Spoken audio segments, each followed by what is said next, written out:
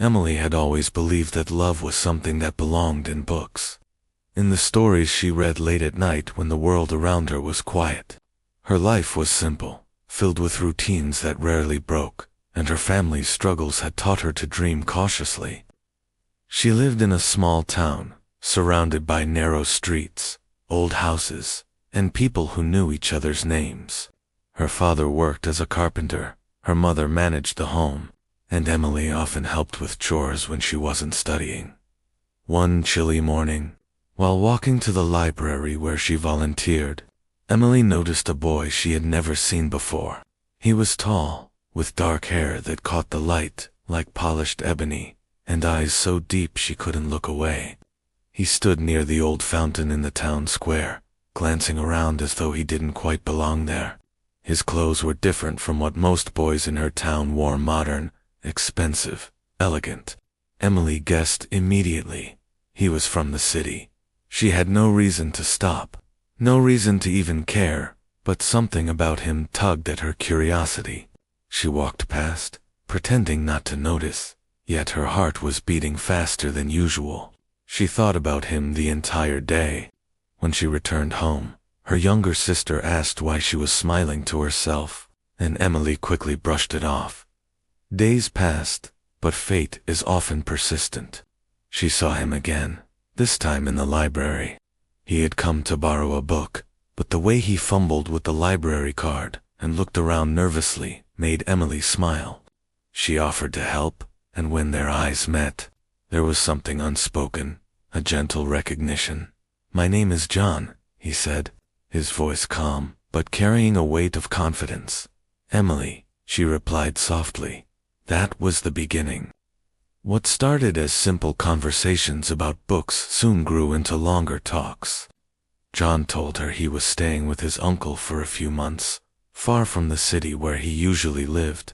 He confessed he was tired of the noise, the endless pressure, the constant expectations of wealth.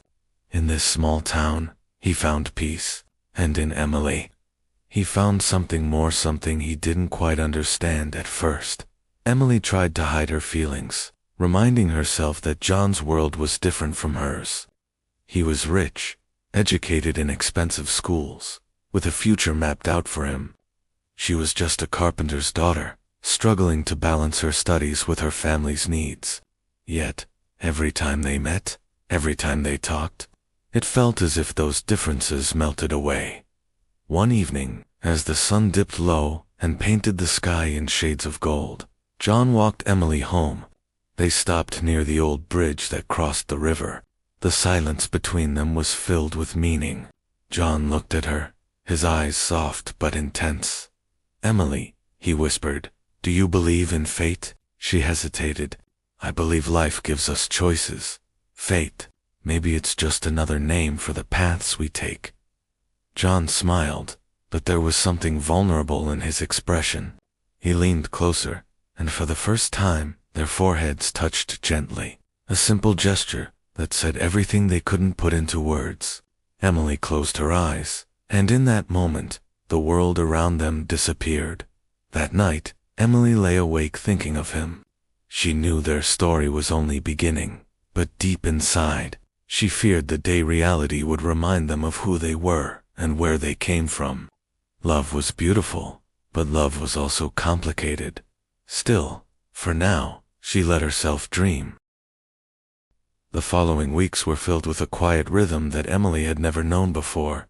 John often came to the library, sometimes borrowing books, sometimes pretending to read, while stealing glances at her. Emily noticed everything, though she pretended not to. She would walk past him, pretending to be busy, but inside, her heart fluttered every time. One afternoon, as the rain tapped softly on the windows, John approached her with a hesitant smile. "Emily," he began, "you always seem so serious with your work here. Do you ever take time for yourself?" She looked up from the stack of books she was arranging. "I don't have much time for myself. Between the library, my studies, and helping at home, there isn't much left." John frowned slightly. "That doesn't seem fair. Everyone deserves a little happiness." Emily chuckled softly. Happiness isn't something that comes easily in my world, but small things like reading or talking to someone, I think those count too. John's expression softened. Then let me be one of those small things. The words lingered in the air, making Emily's cheeks warm. She quickly turned away, pretending to focus on the books again. That weekend, John invited her for a walk outside of town. At first, Emily resisted, afraid of what people might say. The town was small, and gossip traveled quickly, but something about John's sincerity convinced her. They met near the edge of the fields, where tall grasses swayed in the wind and wildflowers dotted the path as they walked. John told her stories of his life in the city of grand houses, with chandeliers, endless dinners filled with strangers, and a loneliness that money could never fix. Emily listened quietly, realizing how different their lives truly were. Yet she also realized that John's struggles were real, even if they weren't the same as hers. "Do you ever wish you could leave this place?" John asked suddenly. Emily thought for a moment. "Sometimes. But this is my home. My family is here. Even if life is hard, it's where I belong." John stopped walking and looked at her with an intensity that made her heart race. What if you belonged somewhere else, with someone else? Emily's breath caught. She wanted to answer, but the words wouldn't come. Instead, she looked away, her hands tightening around the small book she always carried. They reached the riverbank, where the water flowed gently beneath the bridge. John sat on a rock, and Emily sat beside him. For a while, they simply listened to the sound of the river. Then John spoke again. "Emily, I don't know how to explain this, but every time I'm near you, I feel different, lighter, like the world isn't so heavy anymore." Her heart skipped. She wanted to believe him, but fear still lingered. "John, you don't know what you're saying. You come from a different world. Your family, they wouldn't want this." John leaned closer, his voice steady. "I don't care what my family thinks. For once in my life, I want something real, and you're real, Emily." The sincerity in his tone melted the walls she had built. Emily's eyes stung with unshed tears, and before she could stop herself, she whispered, "I feel it too." In that quiet moment, their foreheads touched again, just as they had before. The soft breeze carried the scent of wildflowers. The river sang its eternal song, and the world seemed to hold its breath. But in the distance, unseen by either of them, a pair of eyes watched silently. A townsman, curious and suspicious, had seen Emily with John. He frowned, already imagining how the story would spread. By the time Emily returned home that evening, whispers had already begun. Her mother asked gently where she had been. Her sister teased her with knowing smiles, and Emily struggled to hide her feelings.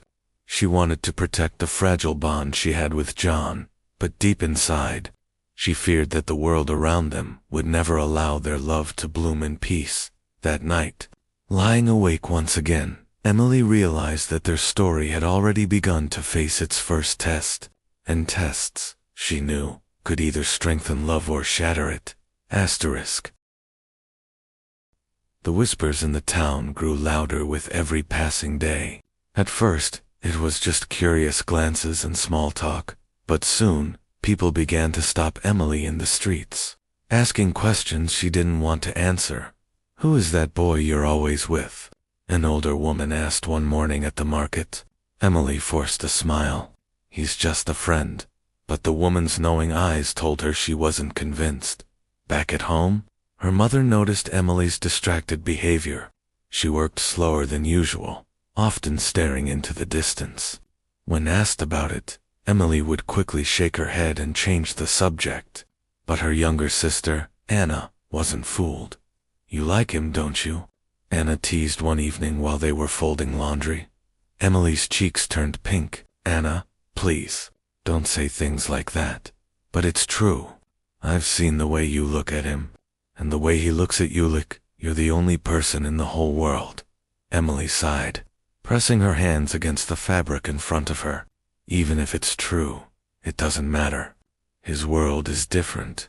People wouldn't understand. Anna tilted her head. But isn't love supposed to be stronger than what people think? Emily wanted to believe that. She wanted it more than anything. But doubts clung to her heart. Meanwhile, John faced battles of his own. His uncle, with whom he was staying, had already heard the town's rumors. One evening, as John returned from his walk with Emily, his uncle confronted him. "John," the older man said sternly, "you're here to study, to focus, not to waste your time with a poor girl from this town." John's jaw tightened. Emily is not a waste of time. He paused, searching for the right word. She's someone who makes me feel alive. His uncle shook his head. Your father sent you here because he wanted you away from distractions. Do you think he'd approve of this? He has plans for you, John, big plans. Marriages in families like ours aren't about love, they're about alliances. John's chest burned with anger. Maybe I don't want their kind of life. Maybe I want something real. His uncle sighed, clearly frustrated. You're young. You think with your heart, but hearts can be dangerous. John, don't let one girl ruin the path set out for you. That night, John couldn't sleep. He sat by the window, staring out at the quiet streets of the town, thinking of Emily. She wasn't just one girl. She was everything he had been searching for, without even knowing it. The next day, determined not to let fear stop him, John went to see Emily. He found her by the library, arranging books, as usual. "Emily," he said softly. She turned, smiling despite herself. "John, you shouldn't be here so often. People are starting to talk." "Let them talk," John said firmly. "I don't care what they think. Do you?" Emily hesitated. She wanted to say no, that she didn't care, but her family's faces flashed in her mind. It's not that simple. "Then let's make it simple," John insisted, stepping closer. His voice dropped to a whisper. "Tell me you don't feel what I feel, and I'll walk away right now, forever." Emily's heart pounded. Her lips parted, but no words came. She looked into his eyes, and in them, she saw truth honest, raw, unshakable. Slowly, she shook her head. "I can't say that." John's hand brushed against hers, sending a shiver through her. "Then we fight. For us." For the first time, Emily allowed herself to smile, without fear. "For us," she whispered. Their secret meetings continued, though they tried to be careful. They walked along quiet fields, met under the old bridge, and shared stories of dreams and fears. Each moment drew them closer, weaving their lives together like threads in a tapestry. But fate is never without its challenges. One evening, as they laughed together near the river, a man's voice cut through the air. "Emily." It was her father.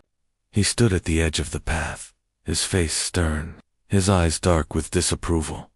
Emily froze, her laughter vanishing instantly. John stood tall beside her, unwilling to step back. Her father's voice was sharp. "Come home now." Emily's heart sank. She glanced at John, then back at her father. She had known this moment would come, but not so soon. As she followed her father back home, the weight of unspoken words pressed on her chest. Behind her, John remained by the river, his fists clenched, his jaw tight. He knew this was only the beginning of the storm. The silence in Emily's home that night was heavier than any words. Her father didn't speak to her during dinner, his face rigid and unreadable. Her mother glanced at Emily with worried eyes, while Anna quietly avoided the tension, though she squeezed Emily's hand under the table in silent support. When the meal ended, her father finally spoke. His voice was firm, controlled, but the weight of his words pressed against Emily's heart like a stone. "Emily, I don't want you seeing that boy again." Emily's breath caught. "Father, no," he interrupted sharply, his hand slamming against the table. "He's not one of us. You know what people are saying? That my daughter is chasing after some rich boy, hoping for money, hoping for escape. Do you understand how that makes this family look?" Emily's eyes stung, tears threatening to fall. It's not like that. John isn't. He's different. He doesn't care about money or her father's face hardened. He will care. Men like him always care. He'll leave you the moment his family calls him back, and you'll be left broken. I won't allow it. Emily's lips trembled. But I love him. The room fell silent.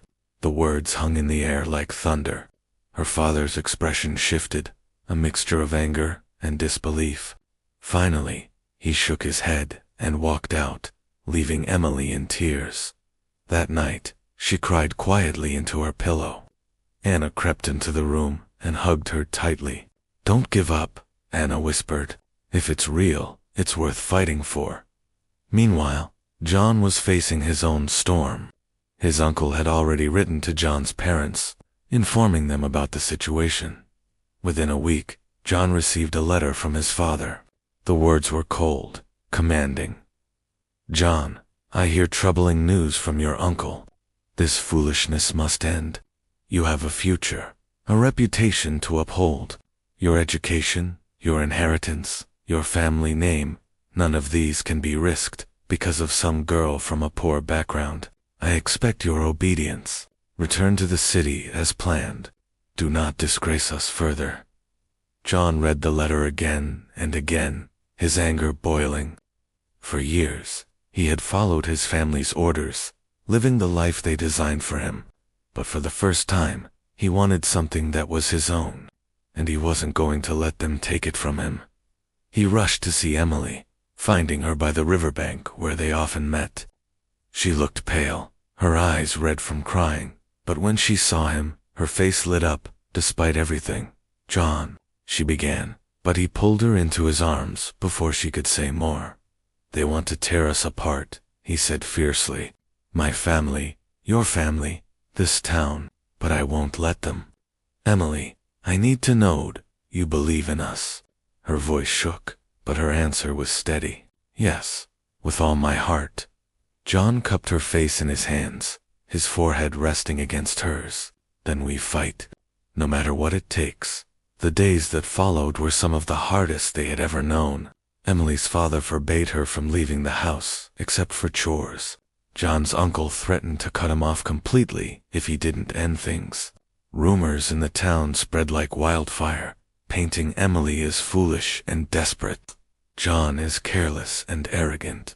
But through it all, they found ways to meet in secret, under moonlit skies, by the quiet river, in the shadows of the library. Each meeting was both a joy and a sorrow, knowing it could be their last. One evening, as they sat together under the old bridge, John spoke words that made Emily's heart stop. "Emily, if there's no place for us here, then let's leave. Run away. Start somewhere new where no one can judge us." Emily's eyes widened. The thought terrified her, yet it filled her with hope. "Leave everything. My family, your family." John took her hand, his grip firm. "Families can bind us, but love can free us. I don't want a life without you. I'd rather be poor with you than rich without you." Tears slipped down Emily's cheeks as she leaned against him. "I don't know if I'm brave enough." "You are," John whispered, "and if you're not, I'll be brave enough for both of us." Above them, the stars glittered silently, as if listening to their promise. But in the darkness, the world they were trying to escape was still closing in, preparing to test them in ways they had never imagined. The night after John's proposal to run away, Emily lay awake, staring at the ceiling. Her heart was torn in two. One half ached with loyalty to her family, who had raised her with love and sacrifice. The other half longed for John, for the life they dreamed of together, free from judgment and walls built by wealth and class. At dawn, she went to the fields, her thoughts heavy. She didn't realize John was already there, waiting for her. His eyes lit up the moment he saw her, though her face told him she hadn't slept. "Emily," he said softly, reaching for her hand, "tell me you'll come with me. Tonight, we can leave this place and never look back." Emily's lips trembled. She wanted to say yes. Every fiber of her being screamed yes, but the image of her father's disappointed eyes haunted her. "John, I don't know if I can." John pulled her close, desperate. "I can't lose you. Not to them, not to anyone. I'd give up everything, money, comfort, even my family's name, if it meant being with you." Emily's tears spilled over as she whispered, "And I'd give up everything too, except my family needs me. My mother, Anna. I can't just abandon them." The silence that followed was painful. John understood, but it broke him all the same. He pressed his forehead to hers, breathing in her presence, as if memorizing it. "Then what do we do?" Before Emily could answer, a voice boomed from behind. "You do nothing." It was her father. He had followed her, his expression hard, his jaw clenched. "Emily, go home."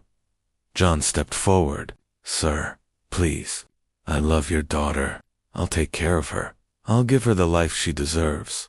Her father's face darkened. "She already has a life, with us, and you will not take her from it." Emily stood between them, her heart breaking. "Father, please. I love him. Doesn't that matter?" For a long moment, her father's eyes softened just a little. He saw the truth in her tears, the way John held her as if she were his whole world, but pride and fear hardened him again. Love doesn't feed families. Love doesn't last when money and duty come calling. "You'll see, Emily. He'll leave you." Emily's hands shook. "No, he won't." John's voice was steady, unwavering. "I won't. I swear it on everything I am." But Emily's father turned away. "If you choose him, you are no longer my daughter." The words struck like lightning. Emily froze, her entire body trembling.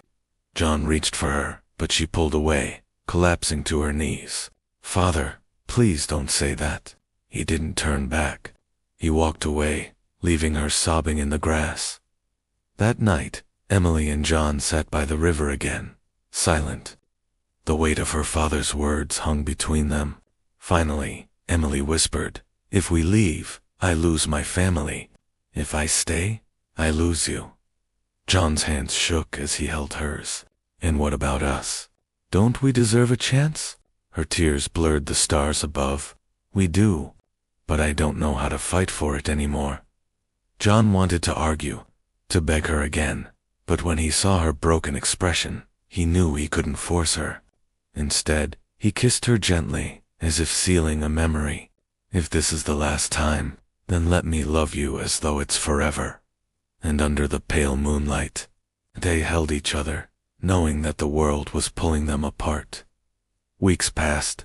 John's family came for him, and with heavy steps, he returned to the city. Emily remained in her town, silent and hollow, her heart aching with every memory. Life went on around her chores, the library, the quiet streets, but nothing felt the same.